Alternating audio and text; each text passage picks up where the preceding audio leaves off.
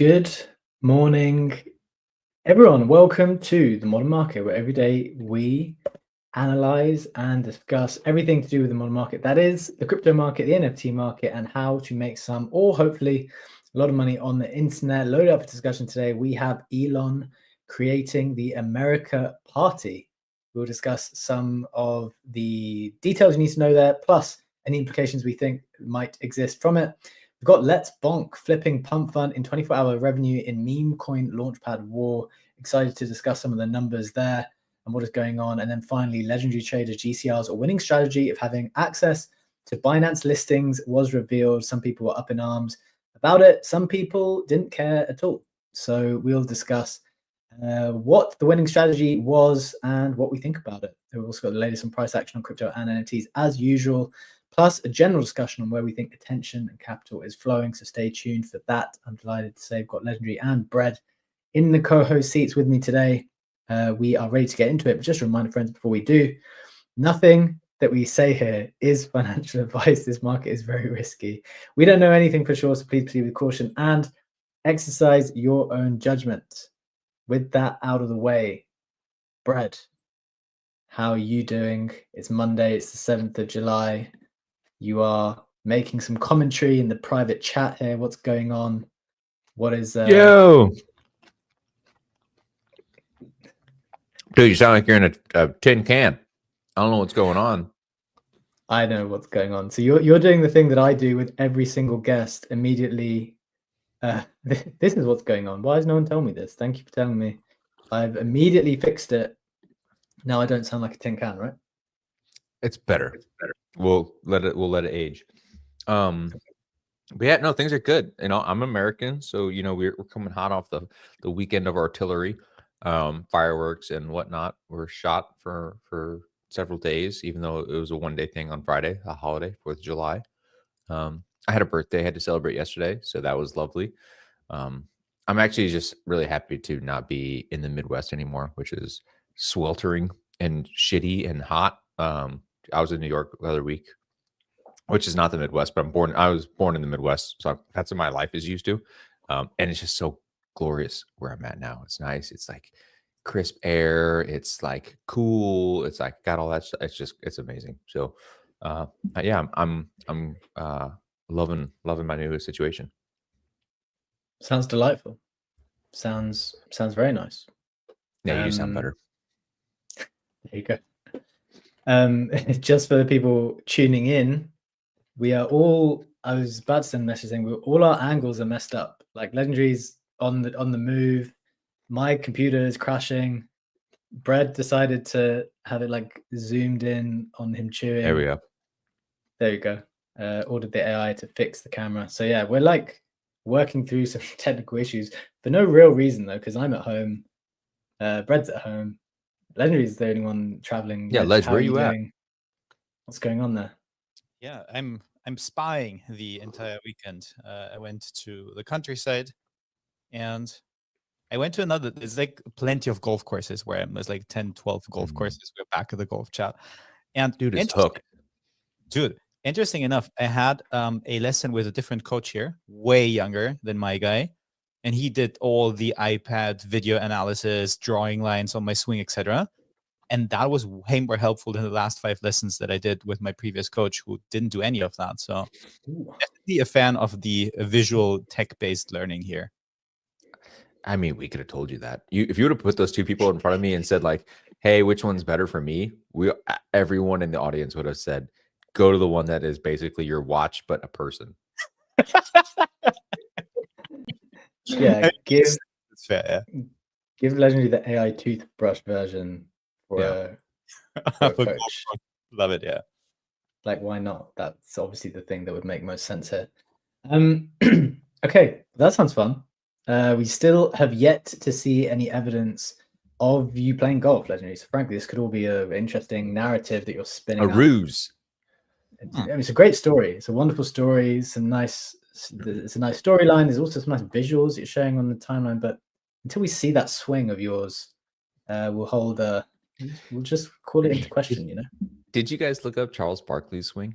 I mentioned that on the show, right? You forgot. Yeah, I wanted to, but I forgot. Yeah. We want to do side by side, Legendary and Charles Barkley. It's, dude, if you're on that level, you're not gonna make it. Don't even attempt.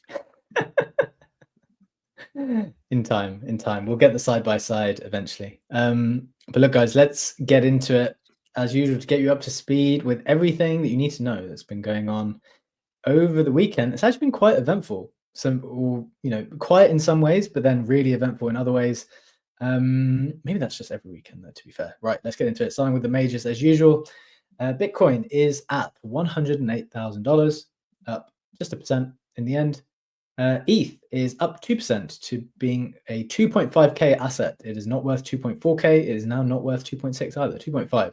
XRP is up 1% to $2.30. BNB is up 1% to 662. Solana is up 3% to 150. Solana also just seems to be in that bracket now between 140 and 150 quite consistently. And our favorite alternative major cryptocurrencies, Hyperliquid is up 1% to almost $40, and Sui is up 1% to $2.90. On the meme coin side of things, though, this might be where your interest may get piqued a little more. Had a lot of action, and there's been a bit of action in the 24 hours, but also the last few days, which is reflected in the 7-day valuations. That's maybe where something more noteworthy. Doge, okay, fine, that's just up a normal 4%. Pepe's up 3%. Bonk is up 9% in 24 hours, up 60% in the week because of the big move that's put in. The whole Bonk ecosystem is really on fire at the moment, as LetsBonk, the Bonk launchpad, has overtaken Pump Fun, and we'll be diving into those numbers and the significance of those in a little bit later. So Bonk is the first one to call out. SPX is actually also up 10% on the day, back to $1.30. That's only up 4% on the week. Fartcoin, relative to these other things, is kind of moving in line with the rest of the memes, up a couple of percent, up 5% on the week to $1.20. Pengu's going against everything else, down 4%. And then the others, I think we have Useless Coin is down 3% today, but that's up 40% on the week because of the big move that's put in. I actually bought a little bit of that to try to participate in this a couple of days ago or something. And Rekt is the other one to call out. Ovi, yep. I think, shared that he is dropping a white paper at some point. I don't know when the market. I don't know the last time market responded to like a white paper being or potentially being dropped, but it does seem like there's some excitement about there. He's also building out quite well anyway, irrespective of that. That's up 13%, up 25% on the week. So that's looking pretty strong. Stopping there, boys. So have you been following the meme stuff over the weekend, or generally, like any specific thoughts here before we get into the other stuff? I've been following Rekt, and I didn't invest, but I definitely bought a nice Rekt bag over the weekend. Didn't bring my ledger with me. So you're getting in recently. Yeah. Actually wanted to message you, B, to ask you if you can shoot me a couple of ETH so I can buy more. But then I actually took the time to basically bridge across like multiple positions, close Sonic farms, and just collect some chain and put a couple ETH together to buy a nice position of Rekt. Yeah, I invested, I sold a bit, and I've bought more like recently. I don't know exactly at what price, because I think always seems really cool, man. Like it's got like a bit of a unique value proposition relative to other stuff, right? I was like, give me the theme, the thesis here. Like, obviously this is revenue generating, or you'd like to think that because you see the actual sellout, or they had like 7 million cans or some shit that I saw on a tweet from Thread Guy. So like they sold out their first batch or whatever. Are they driving back to the actual coin itself, or is it still a meme coin? Is it ownership? What was the thing again? So I'll answer just that question directly. Then I'd be curious for Legendary, because we haven't actually spoken about it privately. So I'd be curious to hear your thesis, then I'll share mine. But like, in terms of the driving back to the coin, they don't do it all the time, but back at the lows, when it like really crashed back down to like 8x lower than here, they did a huge buyback.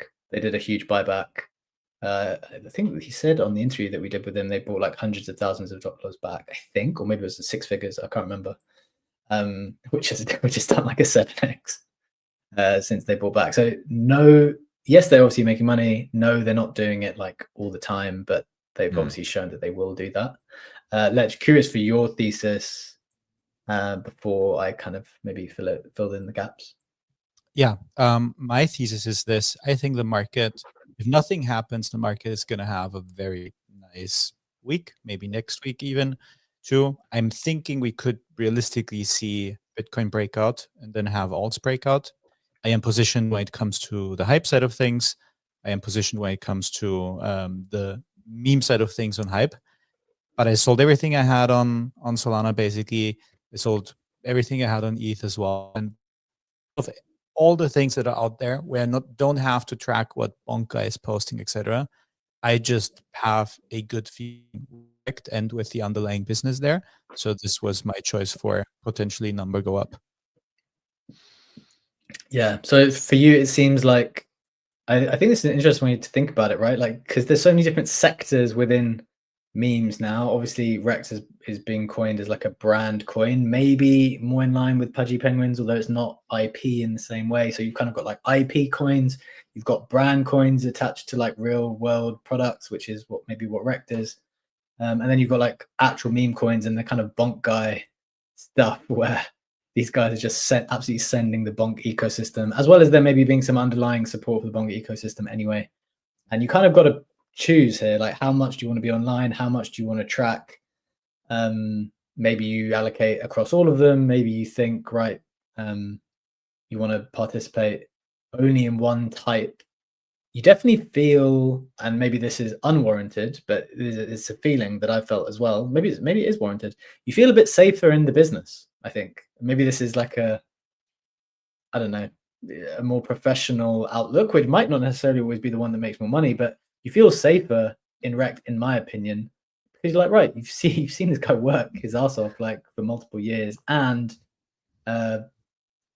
you've seen the business develop. You've seen them keep selling out these drops, and really diehard community. The diehard community is the thing I'd add kind of on top of the above. Doesn't guarantee price, as we know. Like there's just no guarantees when things are ultimately kind of meme coins attached to kind of brand value. But I was gonna say this feels mid-curve as shit to me. Like this feels like something I would love, which is why I feel like it would not do well. Because like, oh yeah, dude, it's great. It's got fundamentals. It's like, oh wow, it's a meme coin, but it's got a bit. I know what you mean. Hard. It's like sounds super mid-curve to me. I completely know what you mean. Yeah, like so that scares me because it's just immediately something that I would latch onto, and like that's not what sends in this industry. Maybe under this, you're basically counter trading yourself. Yeah, that argument sounded too good to you. And therefore you think that it's bad. 100%.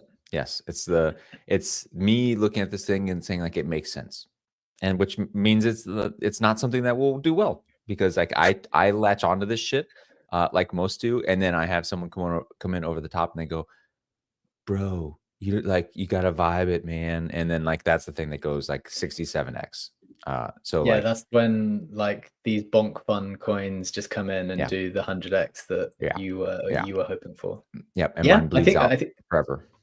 That's for sure. It's for sure a possibility, and that's why I think increasingly these meme coin style things have to be thought of in different buckets in a way, because I don't necessarily think it's the average meme coin. I mean, maybe it is the meme coin trader in Rekt, but I feel like they've got like a diehard community based on the NFT community. I think that's probably one distinguishing factor as well. And I think the pull that they have is like pretty strong. I mean, don't only look at Rekt, look at something like Yeet, the online casino, which did what, 200 million volume now. I think just the brand that the crew has built and the amount of like brand loyalty and money that they can like move or attract is pretty significant. How's their actual meme coin doing? The duck thing. Oh, Epic Duck. I don't know. Let me bring it up. What was Let's it? have a look. EPIK. Oh yeah, Epic Duck with a K, of course. All right. While you're looking it up, Ledge, why don't I throw this out there? Remember back in November, there was a time where we said very unequivocally on the show, time to play, guys. Time to play. Time to get the bids out. You know, people are not obliged. You're not obliged. Meme coins are not the only way to win in this, in crypto. you can buy Sol at the right price and sell at the right price. You can buy hype at the right price and sell at the right price. That's kind of the way I want to win in crypto, like orient towards the fastest moving horse, allocated properly to the quality asset, which appreciates significantly. But there are pockets of time where you just decide, like we did in November. I remember it very specifically around Trump's, the fanfare around Trump being elected. It's like, right, guys, this is time to bid. Like, just take a ton of money, and if you want to play, then this is time to play. I'm getting a sense. Look, we've obviously missed a big move in some of these coins already, although I bought a couple of them a few days ago. Do you think we could be moving into that period? I don't feel the same conviction because I don't have the political timeline. I felt so confident in November because it was like, right, do this now, inaugurations in January. I feel like it's time to just have that energy now. I don't have that time zone now, but do you think we're moving into that kind of period, Legendary, since you kind of took a decision this weekend as well? So there's two thoughts here. On the one hand, my Bitcoin allocation is the highest it has ever been in my last 9 years in crypto, whatever. Which I think is relevant to maybe answer the next question, right? Exactly. Yeah. So I'm like very comfy with that, and I'm very comfy with whatever Bitcoin is going to do from here. If it goes up, it's fine. If it goes down to 50K, I'm not getting liquidated because I am borrowing stables against it, but I have like a very, very comfy reserve. But I do think it's going to go up. However, with the Bitcoin dominance being so high, my thinking is that if we see an alt season, if we see other things like really teleporting up as BTC goes maybe say towards 120K or so, I think it's going to be pretty short-lived and there's not going to be enough time to like buy and trade that. There's also a good chance it's not going to happen at all. But because I have so much in BTC, and that circles back to this first point, I wanted to have something that has a bit more down the risk curve, that has a bit more implied volatility, that could do something, and that isn't tied to contingencies.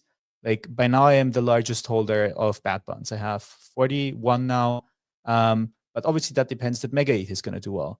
I have a ton of money in Hyperliquid, Liquid Launch, all the other things as well, but that depends that Hype EVM is going to pick up.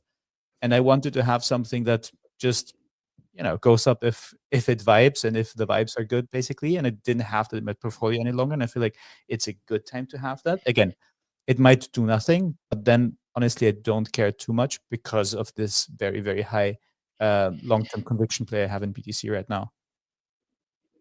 Yeah, I like it. I think the core answer for me is maybe something similar, which is, or the core learning for me from when I did a evaluation in January when we kind of maybe stalled into a bit of stables and reflecting on all-time high portfolios and how to get there and what's kind of worked well and what hasn't over the last few years. Denominating in Bitcoin is ultimately the thing which allows you to keep building the number up, because ultimately Bitcoin has kept going up with some swings, of course. And if you keep building that number up, it's a very reasonable chance that your overall portfolio can keep reaching new all-time highs over time.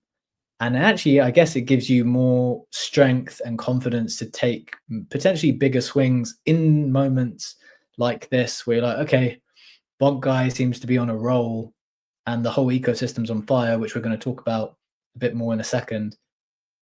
Maybe I can take a swing because my Bitcoin position is looking super healthy at the moment, and I have a bit more room to play with in a way. That's my reflection there. Red, any thoughts from your side on that before we kind of continue with the roundup? Yeah, mine is, I'm mostly just in it's the summer one. So things are kind of slow as it is. Like everyone's getting distracted. Legendary's out there golfing, things are a little slowed down. The heat's up, where holidays are in season. And then the velocity of me wanting to transact on chain is going down. So I'm not looking for maximum exposure to everything in every ecosystem and doing everything, especially because Mega ETH is not too far away. So we're heads down trying to focus on shit, right? So it's yes, we just kicked off the full month in Copenhagen with the Mega Mafia 2 stuff. I know, I'll be there here in a few weeks. So it's just work is actually picking up as we prep for the next phase of Mega ETH stuff. So my time is just like making sure that the things underneath me are stable and require less maintenance. So I have a few core positions across a few ecosystems. You know, I have my hypes. I have, you know, still a little bit of an Ethereum bag now that there's a little bit of shine coming back to it. I don't know if you guys saw a lot of the like the Tommy Lee stablecoin narrative that he had talked about on I think it was CNBC. And then I heard a podcast over the weekend from Rob Hardick, which was, or Haddock, from Dragonfly. From Dragonfly. Yeah, I don't know if you heard that, but like he was at the basically like a DAS, so Digital Asset Summit, but like that, but for TradFi. So it was just like an asset summit for a bunch of these Goldman Sachs bros. And he's like, the entire time I was there, he's like, it was all Bitcoin, Ethereum, stablecoins. That was it. That's all anyone wanted. And he's like, so it became, or not, maybe not wanted, but we're at least we're talking about. And he's like, it was like a Solana is for Silicon Valley and Ethereum is for Wall Street kind of vibe. And I like it. If that turns out to be the case, and like people resonate with that stablecoin narrative, which again, we saw it hit the timeline and everyone thought it was ridiculous. Like it was such a stupid narrative, but it doesn't matter if like the guy who is like leveraging his company to infinite bid ETH is telling the story and it resonates with them, then like let them be. Hopefully that comes in. Yeah. So like I'm kind of just hunkering down into these few core positions, kind of watching these larger swing plays, and yeah, working honestly. Okay. Yeah, that's cool. I mean, it's definitely cool to see you guys get closer, and we'll obviously be keeping a keen eye on how you guys are building out, because we're super excited for you and super exposed as well, as Legendary said, with the bad buns exposure in some way, and fluffles as well. So we're kind of watching that. I have a follow-up question for you, Brett, real quick, because you said this stable coin mania and narrative. Obviously, we've spoken about it in the show so much, but has it any impact on the strategic thinking for you guys at Mega ETH? No, not particularly, right? Like there's some impact there, and there's a little bit of a situationship going on, you know, with us. But for the most part, you know, we're full steam ahead on just making sure the chain actually fucking works. Okay, makes sense. Yeah. Okay. So yeah, that's super interesting on the Mega ETH side. And okay, so your thinking is maybe just like these core positions you want to let ride. I am leaning a little bit towards this idea of having a bit of a flutter. I mean, it's not as strong as when in November. Explain that to the non-British in the crowd. The hell's a flutter? Do you know what a flutter is, Brett? No, I don't. That's help me. Help me help you. I think, well, it's just, you know, it's time to maybe have a little bit of a gamble. Have a bit of a gamble. If you want to roll the dice, it's time to have a flutter, you know? Okay, let's do it. What are you gambling on? So some of these, I think maybe, look, I know they've moved a lot. I feel like there's a bit of energy in the bonk. Yeah, give me a sector. So we're gonna talk about the bonk stuff. So like bonk, I guess it's popping off. I'm gonna call out some examples that have been doing crazy the last like 7 days in the meme coin sector over there. Obviously, you think there's legs to that? You think it's a sustainable thing? I think there's like a really funny, interesting storyline leading into the pump fun raise, where I think just crypto's actually okay. Let's save the bonk conversation, the bigger one about picking stuff for your segment in a bit.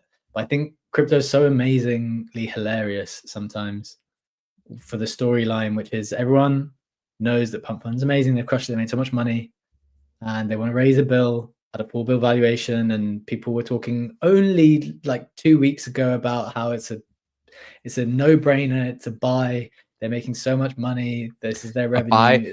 Yeah, they're like the everything I've seen is or not everything I've seen, but like the common thing is like, hey, buy it at the 4 bill val, sell it 10 bill. Like that's everyone's like, yeah, easy 2x, 3x. Yeah, because they're obviously going on past performance, right? And then just out of nowhere, I mean, this bonk fun thing has existed. It's been around, and it's just decided to flip it like right now. So I think there's an interesting way for it to stay in the narrative for longer than just now, because as we move towards that raising environment, it's going to keep coming up. Like, is it beating Bonk? Is it beating Bonk? Or has Bonk flipped it? Are the Bonk coins doing better? So yeah, that's kind of my thinking, and I'm in the same boat as Legendary as well. I think Rekt is a pretty cool coin at the moment. And then let's reflect on the rest in a little bit. I'm conscious of time. We're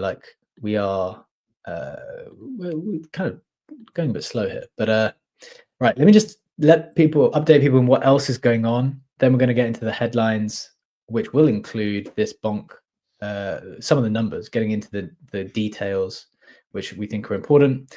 But just some other bits around the news. Well, these are the headlines we're going to be talking about. If you just joined us, Elon creating the America Party. I think that's pretty damn big news. Could have all kinds of consequences. We'll discuss that in a sec. LetsBonk flips pump fund in 24-hour revenue, meme coin launchpad war, and we'll talk about legendary trader GCR's winning strategy of having access to Binance listings, which some people thought was unacceptable. People thought that's part of the game. You've got to get that information before other people. So, and in some other news in the roundup, we've got Unit announcing they've done $8 billion in volume with $450 million in assets on Hyperliquid. We've spoken about Unit for months, I think, at least. It feels like months. I think that airdrop, when it comes, is going to be colossal. $8 billion of volume. Remember, they are the team which has brought Bitcoin, ETH, Sol, and Fartcoin to Hyperliquid. They make money when those assets trade on Hyperliquid, and they're going to bring stocks to Hyperliquid as well. So big eye out on that those numbers, and big numbers being reported already. HyperStrategy forms to sell convertible notes to buy Hype. I think that's supposed to be interesting. We're not screen sharing. Okay. There is no snapshot today because my computer crashed and I couldn't be bothered to write it again. So this is me going off my other note. That. Honestly, the computer situation is breaking. I don't know why everything's breaking for me at the same time. Hot weather in London ruins everything.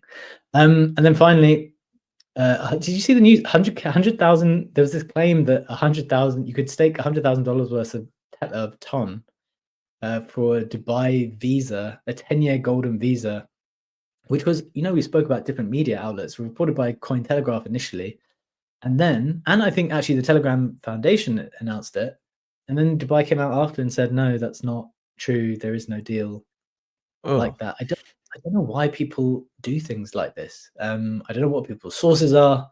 I don't know why they're announcing things that are not true.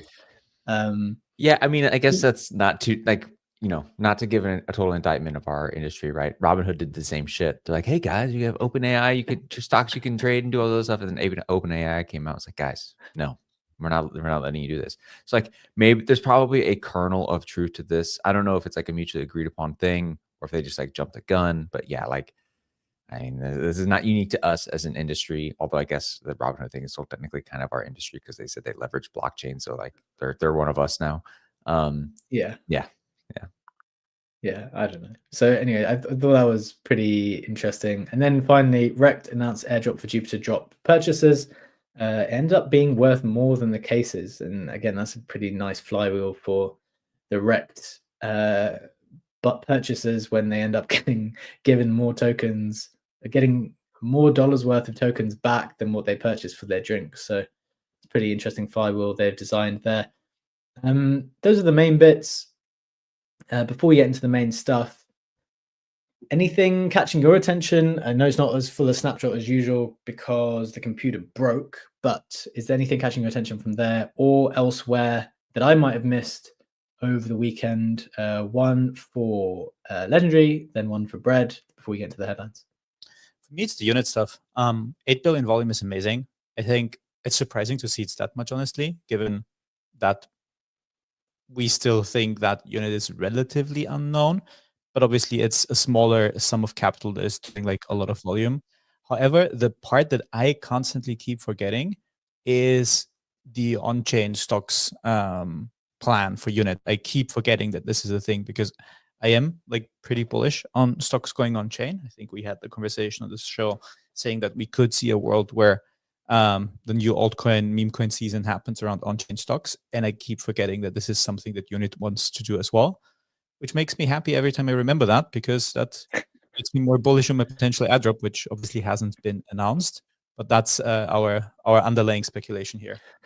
What do you think would be a use case for unit token?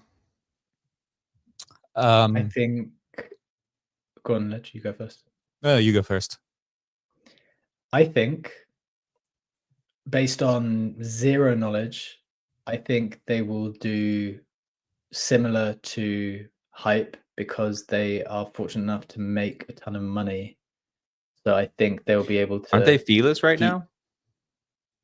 No, they make money. I thought they try to do it for 0% swaps, so they're actually making money on top of it. Dude, have we? Okay. Yeah, I can't remember if it's because you have to transfer in. So when you transfer your Bitcoin in, there's like a small fee. So maybe that's not a huge amount, but I guess it adds up when $440 million of assets are coming over. So there's a little transfer fee whether you're bridging ETH, Sol, Bitcoin, or something, or Bitcoin, not something. This is the biggest asset in crypto. So there's like a small fee, and then I think they are participating in the in the share of revenue from trading as well. And that's one of the things about Hyperliquid I think people find very attractive, and obviously they've taken advantage of before other people, is that they kind of allow you to participate. You can bring assets and markets increasingly in the future with HIP3. You're going to be able to bring markets to it, and then you're going to get to participate, right? You kind of tap into Hyperliquid liquidity, and you get to participate in the revenue. So I think they'll end up buying unit token back in the way that Hyperliquid did, given that seems to be the culture of the chain in a way. They'll figure out a way to get token holders. No. So I'm kind of answering a different question.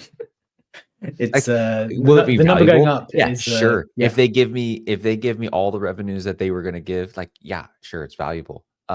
Like that's not a use case. Like, why the fuck do they need a token? So I'm wondering what they could potentially do. And like, obviously, governance is the obvious answer of like, oh, you guys get to decide what asset is the next one. We get to make a unit thing of. It's like maybe there's a little bit of that structure.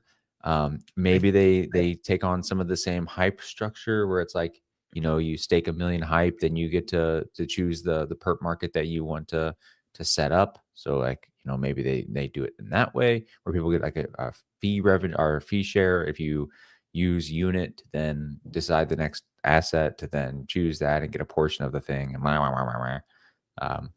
Yeah, I think I think in line with the general analysis that we've done, which is something like traditional finance and crypto is kind of merging together, and in line with the the regulations which are becoming more crypto friendly, and how some of these assets for the first time ever are starting to behave more like shares, like holding the hype token, you know, because of their decision to do these aggressive buybacks all the time, makes you feel like you've got a share, a real meaningful share in the success of Hyperliquid, as if you were holding a share in Hyperliquid itself.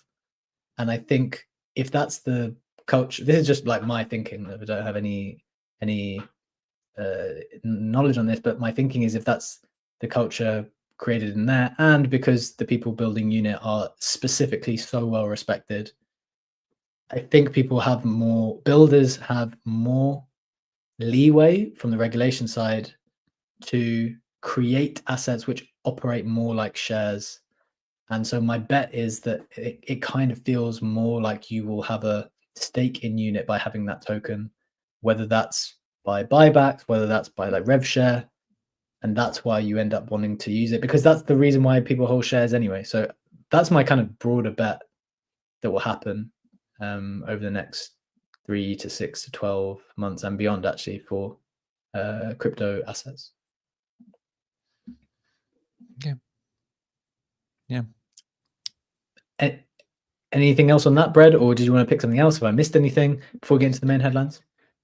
No, I think that was fair. Like, yeah, I'm still. I think there will be a little bit of cultural proliferation within the hyper ecosystem, where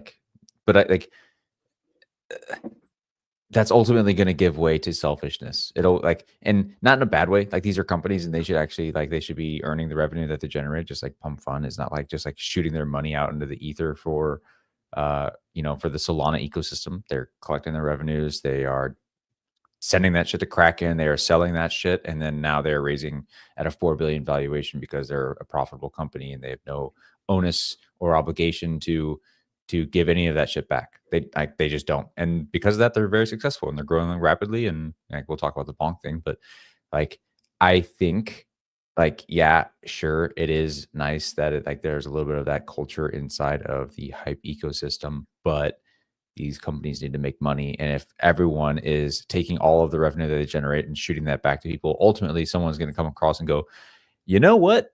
That's money that I could use for growth. That's money that I could use for whatever. And then they're going to use that money to actually I don't know, accelerate their business that they're trying to create. You can't just give everything back. Jeff was exceedingly wealthy before doing a lot of this stuff, so he didn't need all that money that he's pumping back into the hype ecosystem.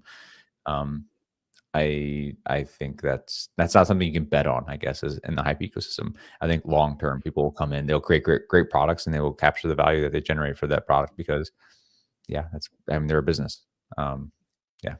I think that's a very fair point for teams maybe outside of hype and unit, though. I think unit probably is in the similar bracket because of the people who are building it. But yeah, and actually this idea of constant buyback, I'm not necessarily sold that it is the best thing for any team to constantly buy back a token. You do want to have a certain amount which you are using to spearhead growth, right? To attack the next leg of acceleration for yourselves. So I'm definitely open to that part of the argument that just endlessly buying back is not necessarily the best use of funds always. But we'll continue that discussion another day. We've got 3 headlines to get to, all of which are pretty interesting. So I'll start with the first one today. We've got Elon creating the American Party. This is the news that Elon Musk decided to create a third party over the weekend called the America Party. Trump has responded to it, saying that the formation of a new party is ridiculous. And Musk is, planning to challenge what he considers to be the uniparty. He shared this graph where of the debt, specifically the debt seems to be one of the core issues, where no matter who is in charge, in essence, the same thing happens under both parties. The debt ceiling continues to rise and the debt obligations of the United States continues to grow, irrespective of who is in charge. So this kind of feud between Trump and Musk continues, sometimes in rather comical terms. I think Trump this time said the following. He said, "I think it's ridiculous to start a third party. We have tremendous success with the Republican Party. The Democrats have lost their way, but it's always been a two-party system. And I think starting a third party just adds to confusion. It really seems to have been developed for two parties. Third parties have never worked, so he can have fun with it. But I think it's ridiculous."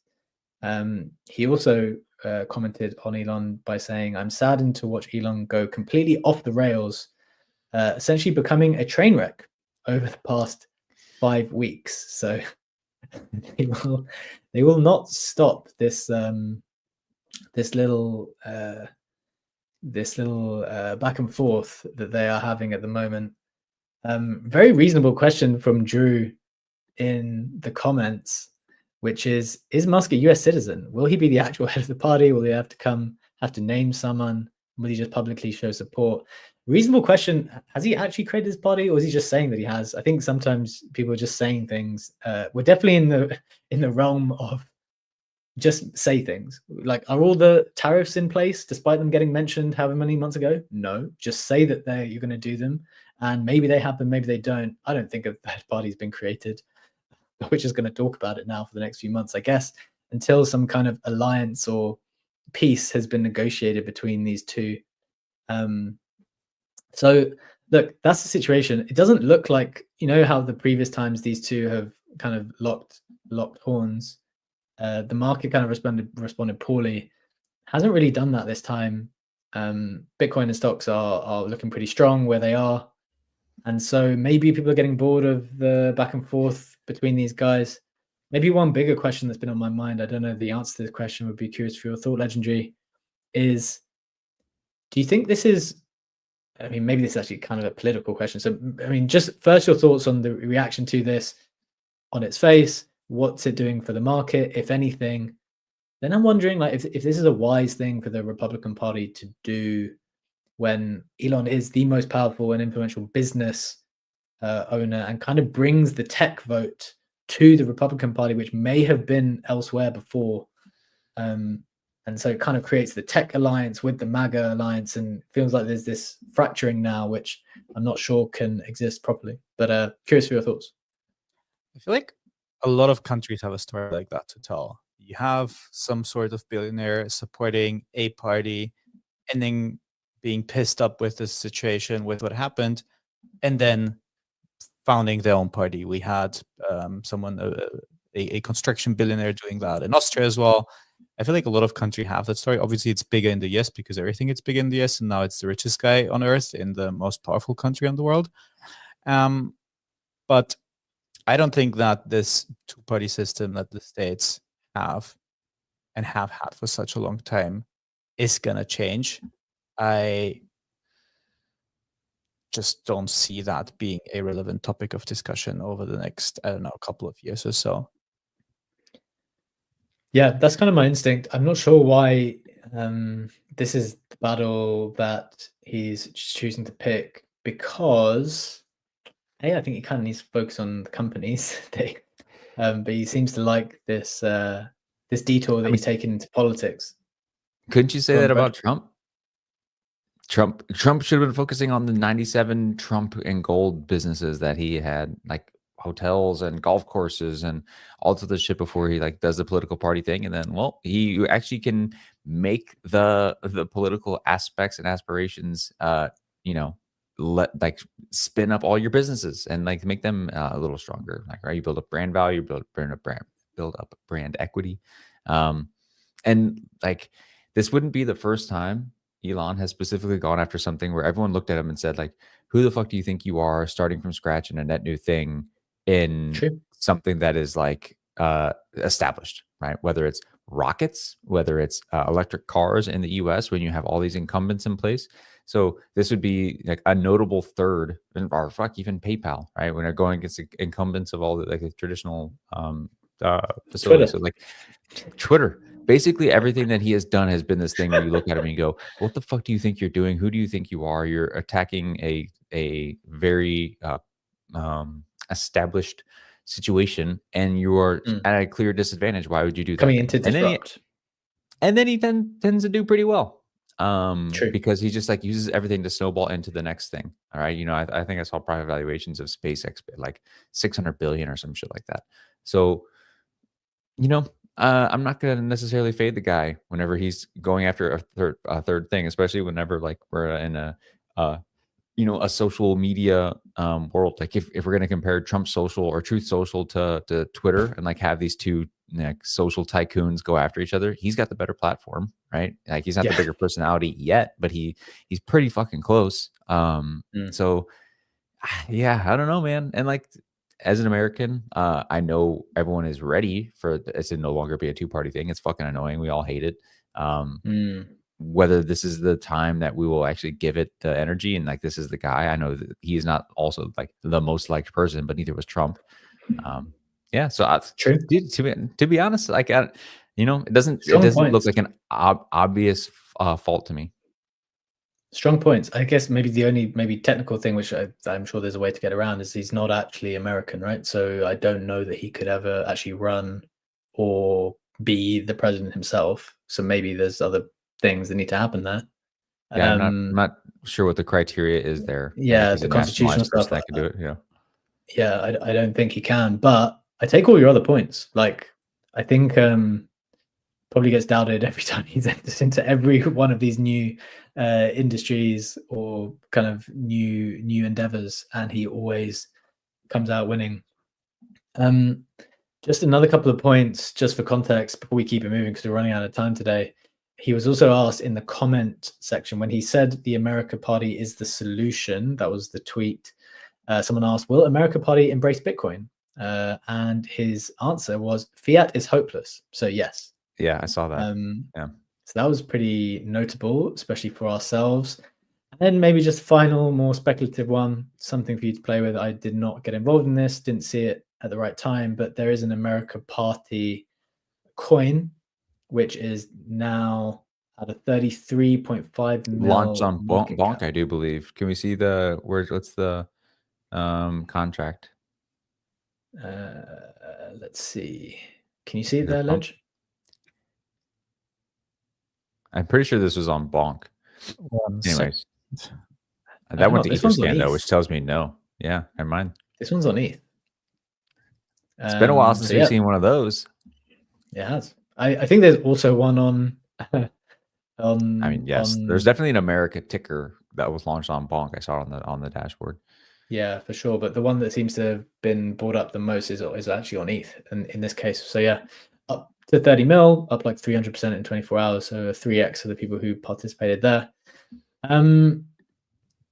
And then maybe just the final point, since we're talking kind of more macro political stuff, is that Trump says US nears trade deals as the tariff deadline is delayed. Now they've kind of ignored, I think July the 9th was the initial day where people thought things were going to happen. Higher tariffs to kick in on August the 1st now. So August the 1st now is the day that, they put out as higher tariff rates to take into effect. So it looks like they keep kicking the can down the road. And then there was this additional point of news where it said Trump said that letters will be going out at lunchtime today. Who knows what that means? I don't know what exactly that means. We play just like Trump crystal ball here for what that means. I'm not even going to attempt to suggest what it could be. But in broad essence, seems like that's just kind of being pushed down the line, and we'll see where things shake out there a little bit later. So that's everything from the Trump Elon side. Market seemed pretty strong there. So maybe let's get into the other big conversation. We've only got 5 minutes, probably run a little bit over today, but 5 minutes or so left to get into the other really big conversation today, which is Bonk versus Pump Fund. Brad, what do we need to know here?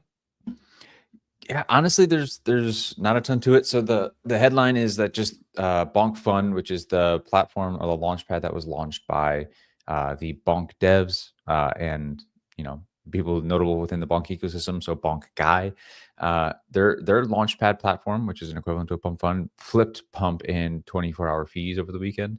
Now, I wanted to dig into the stats a little deeper than this. So we have a few. I gave you the Adun dashboard that kind of accumulates everything or aggregates everything, and it's the meme wars. So the first thing I saw was like, okay, cool, it flipped it in fees. So like, what's the underlying data look like? And if you look under that, I expected to say, okay, there's probably a little bit of crime going on here, and it's mostly just like a group of people that are coming to the market and out pumping all of Bonk's or all of Pump's tokens, which means you would see an increase in total launches. You would see, and just in sheer volume, like say like before this weekend, there were 100 tokens that graduated a day. You would see just 200 plus graduated a day, and it was a group of people that were outside of the typical meme coin launchers that were launching this stuff. And because of that, they were able to just like through sheer volume say, hey, we are now doing more than Pump. But what you actually see in the very first thing, if you look at the daily tokens deployed, the actual number of daily tokens deployed between all of the platforms has stayed roughly the same, which means it actually has been a migration of percentages of the launches going to a new platform, right? Like if this was a sharp uptick in new launches, like the total volume is actually just gone way higher, and Pump has retained its actual number of launches, while Bonk has just had like, again, a group of people that came to the market that started launching even more like crazily to try to get like some kind of marketing spend. Then I would just like, that's what I assumed would happen. But we are seeing that the launches themselves are actually taking place on on bonk as opposed to on pump, and the aggregate number of launches is staying the same. Same thing with graduates. The number of graduates is a little bit lower. You're seeing that it's actually taking place on bonk versus, you see the daily number of graduates, roughly the same total number, but they're just more taking place on bonk, which is really encouraging. That's actually a sustainable thing, and there actually is a migration of user bases to this new platform, as opposed to it just being, again, a sheer volume play of like a team coming together and doing some crime. And then you go at the very bottom and you can see the top tokens over the last 24 and then 7 days, 24 hours and then 7 days. And you see that the bulk of them are LetsBonk, right? Like over the last 7 days, the 1, 3, 4, 5, 6, 7, 8, 10, 11, 12, 13, and then basically the rest of the top 25 are all sourced from LetsBonk. And then you have one from Launch Labs, one from Pump Fun, one from Pump Fun, one from Pump Fun in the top 25. So basically all of the successful tokens from the last 7 days have all taken place on Bonk. Now, whether or not they're like, that's a little bit of caballing, hard to say. I'm sure there is, given the industry. But it's still like, if you're someone that's wanting to trade, you're wanting to trade on Bonk and catch the runners from that platform, as opposed to trying to catch it on Jupiter after the fact. So yeah, it looks encouraging. This is actually kind of what we were hoping to see out of Boop, or what I was hoping to see out of Boop, because I like the token structure. I know that's probably this is why we're seeing Bonk, the token, actually run a little bit, because all of this stuff is good for that. I know they're doing buybacks. They have some revenue share-ish shit going on. Yeah, but it looks actually fairly sustainable, which is impressive given like the industrial complex around Pump. A lot of that stuff is not just like users clicking buttons. Those are like people with bots with like automated processes that are actually launching and caballing coins. And if that stuff is actually moving over to Bonk, then it makes you think it can stick around. Very, very curious. Outstanding summary. Really helpful to dig into that data. So thanks for that, Brad. Legendary take on this. Like, is this like a serious migration? It sounds like it's a very serious migration over to Bonk. What's the reading here or analysis that we need to be thinking about moving forward? I think if you look at the stats, what's interesting to see is that there's been like a period in May where the Launchpad had higher market share. Then it basically was pretty flat, and now it's going up again. I don't know if this is like an organic move, if this is a group of traders basically orchestrating to move over together, if there's like a sort of incentive going on. I can't speak to that, but it was just interesting to see in the chart that this is not the first time that Bonk had a higher market share as a Launchpad. Okay. So does that mean for you, you're kind of, since it's not the first time, you're not completely sold on the move? Not really, I guess. I mean, quite frankly, I'm not too interested in it, because if you look at the top tokens, Brett pointed out, yes, all of that action is happening on Bonk, but the numbers are, you have one runner savior, 64 mil, and the next one is at 1.9 mil, then there's another one at 1 point something mil, and then we're like straight at 500, 400K, 300K. So it's just smaller numbers. Good basically point. Even in the 7 days, it's 60, 30, 30 mil, a couple of 1 to 2 mil, and then we slide. Just need to have like 485K to slide into the top 25. So it's not interesting enough as a market for me to like really care about, to be honest. Yeah, without being a routine trencher, like I don't know if those relative numbers are impressive or not. Right? Like it feels, those all feel like very low, like non-impressive things. But like that just, I mean, that means pumps are even lower, right? Like Pump is generating like tickers in the hundreds of K, and that's it for a platform that was previously dominating the entire market. And so like, are the trenches as a whole like starting to dry up? And like this is just like, they're both doing well on the way down. Like that's not awesome, right? I would like to see a total, like I don't know how you could do this calculation, but a chart that just shows like the aggregate or cumulative market cap of all of the top 25 coins for the 24-hour period of that day. So like each day you can see if it was like 500 million total across all of the top 25, and then now it's down to like 3 million, right? So then we can see that, like, yes, there are more launches. Yes, it's doing okay, but as a whole, the whole thing is like basically drying up. Yeah, And that doesn't necessarily mean meme activity goes away, because look, this is my final point on this, and then I just want to hear Legendary's final headline because I think it's interesting. I think what could also be happening as part of that is when you start to see some like slightly more established coins actually start moving, then maybe you feel like, look, instead of trying to get my 10x or 100x it's not going to go away, right? You're still going to have people going into that very, very entry level to hit the 100 or 1000x or whatever. But for other people, when you start to see something like useless go from, I don't know, 10 mil to 300, and you start to see the other one go from, I don't know, like liquid 5 to 6x's on things which are slightly more established, and you see one of the arguments that Ovi always makes for Rekt is like, look, Believe app kind of launched, and there's all these kind of nonsense internet capital market memes. So I think there's probably a little bit of fatigue as well of always starting again, like always trying to find something new. And maybe it's a period of time where people might be like, look, let's actually just back something for a bit now and buy and hold rather than keep cycling through and trying to find the next thing. If you actually just band together in a way that Bonk guy is obviously clearly very good at capturing attention and capital, just like, look, focus on these few.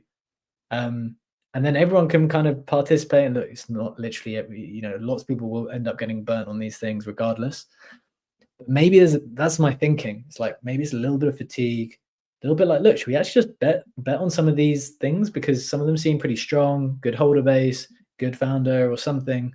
Maybe that's better ROI now than trying to catch the fast runner. So that's something on my mind. But conscious of time today, guys, we're already a little bit over. Ledge, I think maybe a quick headline and take from you on the final headline of the day, which is a pretty interesting one on GCR. Not completely new. I think it was out there already, but just a final one from you here. Yeah, it is to do with the legendary trader GCR, who is probably one of the most prominent traders in crypto.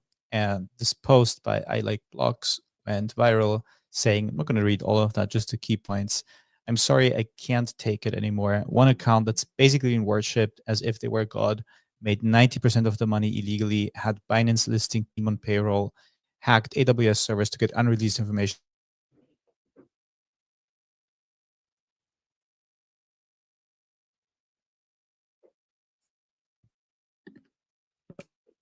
No. Yep. Oh, is this legendary who's dropped? Yeah. No. Is it just me? Legendary died. V-Check's gone. All right, let me look at the comments. Can the comments still hear me? Is it just me? No.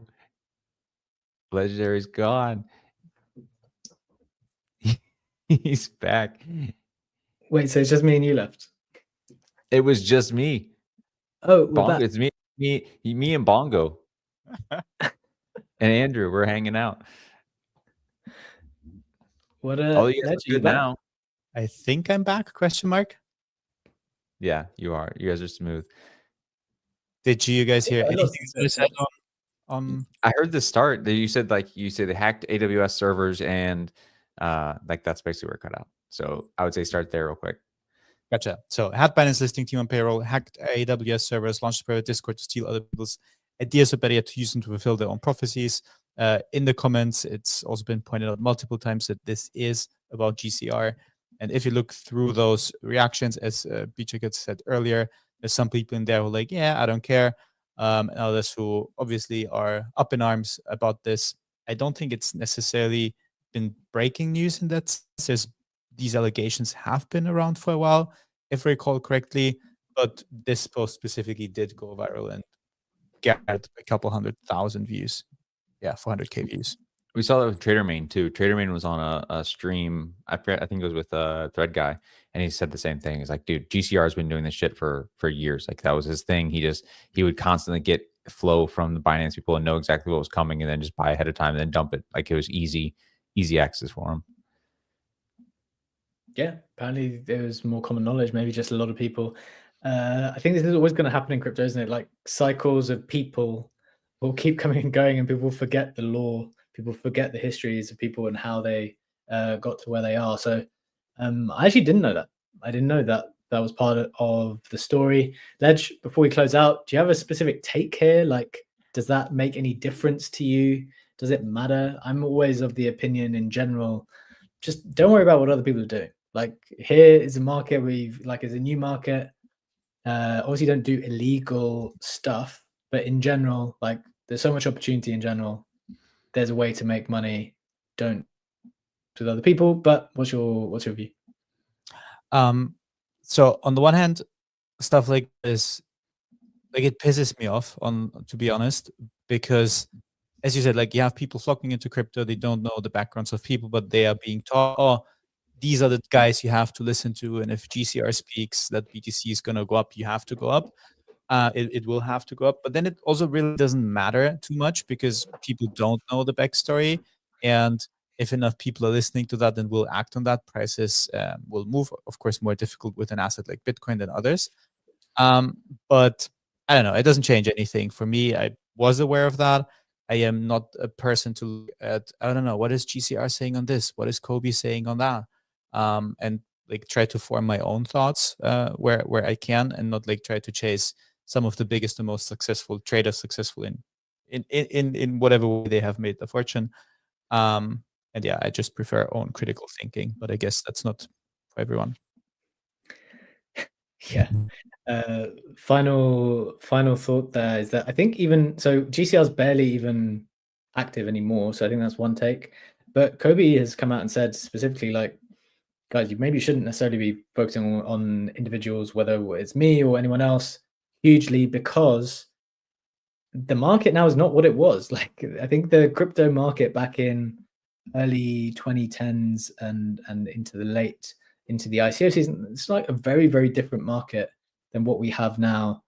And so I suspect, like all success stories and evolutions of industries, there are people who are maybe super successful in one era, and then there are other people who are more successful in other areas, and it's not necessarily going to correlate how each one can continue to be successful in each one. So just something to bear in mind. I thought it was important to bring it up because I thought it was interesting over the weekend, but we have run out of time, and so that is our show for the day. We'll be back as usual tomorrow, same time, same place. We do this every single day, Monday to Friday, 7 a.m. Eastern time, live on X Video, YouTube, and you can catch us on Apple and Spotify podcasts if that's where you prefer to consume your media. Thank you to Bread and Legendary for co-hosting with me. Thank you to our viewers on YouTube and X, and if you're listening in the spaces too.